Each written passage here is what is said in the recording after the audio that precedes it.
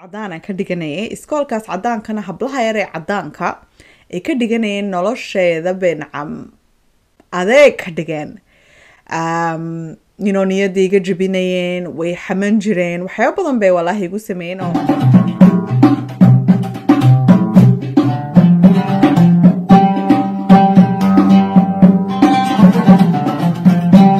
عليكم ولا ليالي كسر دوّا مقال عصب مقال كنا داون السين ومقال كوي تبنات برنامج كين قصة نلاش هذا ما أنت ولا ليالي وحنا نلاش شرقنا قصة نوحها كوي تبنجر ولي كنا نجوجي وحنا بس وقصة آد وكوبن وحياة بدن ديسا ومسيح حسوسنا لكن كوي تبنجر مركاها دا قصة دي هورك تاني كهر أصاد دعوتين وحفهم السين إنتان إسكول عدانا كديجنيه إسكول كاس عدان كنا هبلها يري عدان كا كديجنيه نلاش ذا بينعم أذا كديجن نيادة يجي جبينين ويحمن جرين وحياة بدن بي والله يجو سمين أو مركا وينادي جامعة عدان كديجنيه واركه مع مركز بهذا أنت ساي يقول يقول حاجة عند أركي يناي أركسو بسحني إيجي جرين ودرني مري جرين مو ينسوا دعده مالها racist space كهاين I have no idea فيديو كاني كهر صوت عوض إن شاء الله لكن إمي ككويت بنجربا قصة نحيد كويت بنجرباها سكولكا وحين تجي سكول كيس كسري بان بلعبة أو middle school كيوا وحن قلده high school كنا وحو high school دي آدي وين مالها laba kuno caruur baa ka dhiganay oo different grades markaan iskoolka aan bilaabay iskoolka hadda waxa ku badnaa still cadaanka ku badnaa laakiin cadaankan mooyanse u dhacday isku dhaqan ma ahayn cadaankii kale malaha dadkii way weynaadeen oo way aqliyeysteen laakiin iskoolkan cadaanka ka dhiganayay waa cadaan waji furan bay haayeen way soo dhaweeyeen si fiican horta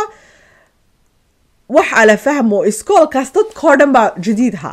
because iskool cusub buu ahaa oo la dhisay marka dad koodhan ka dhiganaya baa jadiidha markaas kolleyba malaha taasi daraadeed bay dadku they more easy going oo u waji furnaayeen laakiin wallahi macallimiintu way ficnaayeen caruurta la dhiganayay waa very nice kids way soo dhaweyn waa ka qoslin jirayba anu markaan yaraa waxaa aad u jeclaa dramatic classes arts dramatic waa waxaan fasal aadee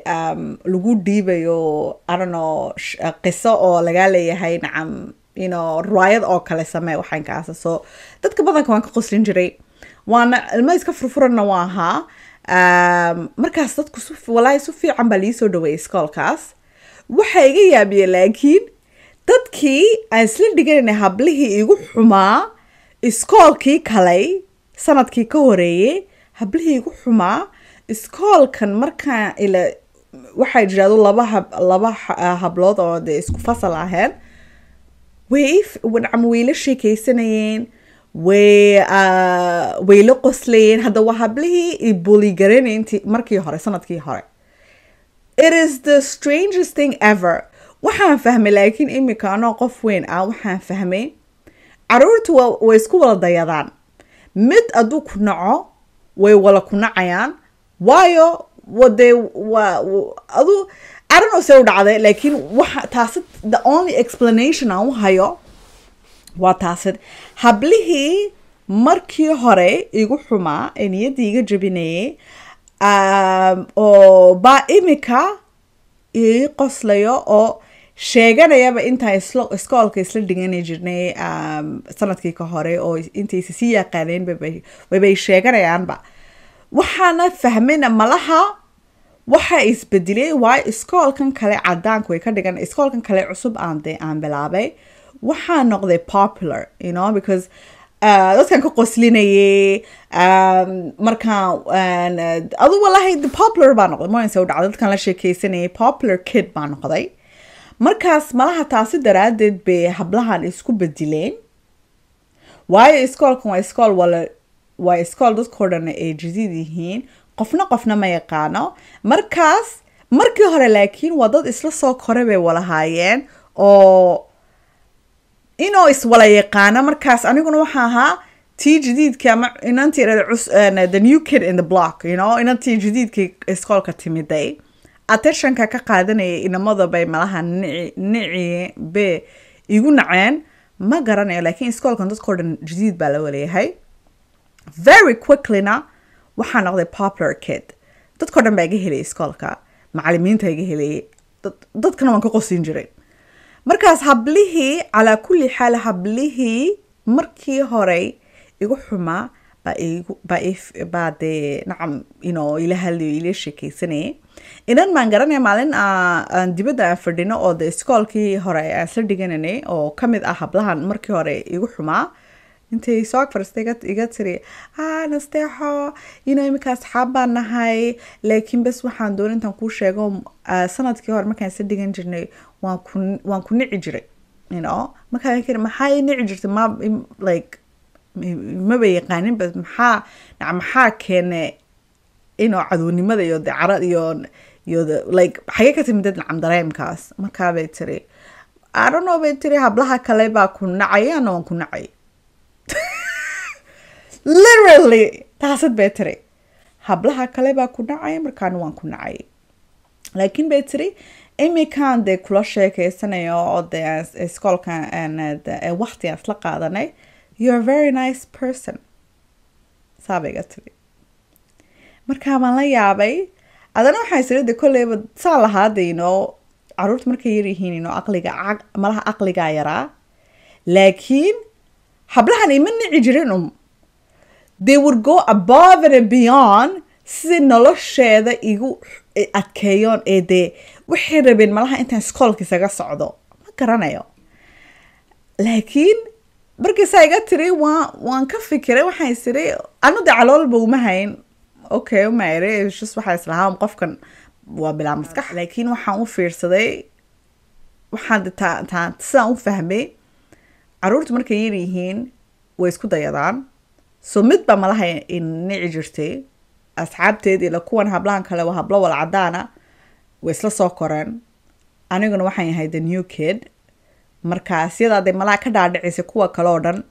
nasteexo waa intaan nacam nasteexo she's blacklisted oo kale waa intaan si xun u galnaa walaahi wejiga saa isbedel kuwaan ka yaabay ahayd iskoolkaasna walaahi xasuus badan baa oo fiican baan ka hayaa waa iskoolka waxaan sameynayay riwaayado baan ka mid ahaa oo nacam I love that school muhiimadda sababtaan doonaya intaan nila wadaago qisadan waxay tahay ilmihiinu markuu ka dhigto iskool wanaagsan oo fiican oo soo dhaweynaya iyo markuu ka dhigto iskool de la cinaagayo oo de niyada laga jebinayo cashirkiisa waa ka dareemi cashirkiisa waa ka dareemi waxaa arki ilmahan iskoolka jecel de ilmuhu hadduu iskoolka jecel yahay kolleyba cashirku jeclaani kuma adkaanayso nacaminteeru iskoolku tegayo wax adeega oo culusuma noqonayso oo wax dee iska fiican oo wanaagsan bay u noqoni so adu calaa kulli xaal ta kalena wax kale aan ka fahminana qisadan waxay tahay dadka cadaanka isku dhaqan ma nihi even hadda anu waxaa imaaday Canada anoo iska yar 7 jir baa 8 jir Jabuutina cadaan ma la dhiganay laakiin weligay ma fahmin siday u fikiraan siday u socdaan imikana horta waaliba waxaa ka socda iskoolada dibadaha adad Canada iyo Mareykanka iskoolka waxay baraan caruurta waxyaaba diinteena kasoo horjeeda kolleyba ilmahaagada waa ka saari kartaa course-kaas oo inta iyagu waxaa dhiganayaan iska ciyaari karaa laakiin haddana dhulkeeni ma joogno isku dhaqan ma nihi markasta waxaan isiraadaa dibadahan la joogo haddaa imika waalid aad tahay waa cabsi waayo waxyaaba badan baa kaa fara baxaya diintii muslim haddaa tahay si xun baa lagu galayaa kolleyba dhulkeeniba de negativity way iska jirtaa laakiin haddana dhulkan waa wax kaa fara baxaya dhulkeena dadku malaha waxay dhaqankaada waxyaabo badan baa kaa hor imanaya waa ka sheekeeni doonaa laakiin adana waa dhulkaagii isku diin baa tihiin isku dhaqan baa tihiin laakiin xaggan dibadaha waxan oo kale anu waagaan waan ka dhiganayaba dee maxay ahayd 2002-2003 baa ahayd sheekadan aan ii sheegayo u wanaagsanaa dhulku laakiin imika waxyaabaha iskoolka lagu dhigo waa wax laga naxayo kama sii sheekeynayo haddaad dibadaha joogto waa iska fahmaysaa laakiin waa wax laga naxayo so wallahi islamic school haddaa caruurtiina qori kartiin qora laakiin regardless macadee iskool islamic school tahay ama hadee iskool cadaan tahayba caruurtiina meesha qortiin aanad la socda ka warhaya oo communicationkana easy ka dhiga insha Allah wa ta'ala waa kaas walaalayaal xagga ma kusoo gabanaya muuqaalkan waxaan rajeynaya inta ka faa'iidaystiin idinkuna cashirka ka barateen fadlan oosta kusoo qora oo like comment-ka iga iloobina waxaan rabaa intaan